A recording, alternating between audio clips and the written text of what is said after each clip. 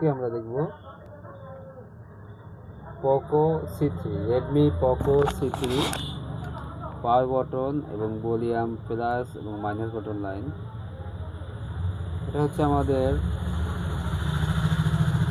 Power button, volume plus minus button লাইনের connector. এটা হচ্ছে আমাদের পাওয়ার বাটনের পজিটিভ লাইন।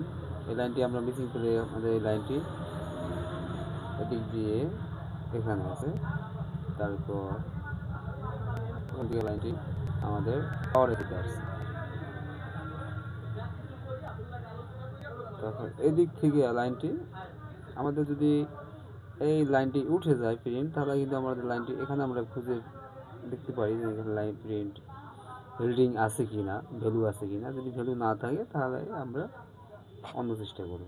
তারপরে আমাদের volume down button, volume up button, আমাদের লাইনটি বিকল্প লাইনটি এখানে আছে। কিন্তু আমরা অনেক সময় যেমন এই ক্যাপের নিচে আছে, এখানে এই যে আইসি আছে, তারপর ক্যাপ তুলতে হবে। আমরা কিন্তু ক্যাপ তোলার সময় খুব তাড়াহুড়ো করি, পরে আশপাশের কম্পার্টমেন্টে ক্ষতিগ্রস্ত হয়, তখন পুরো ফোনেই ডেড হয়ে যায়।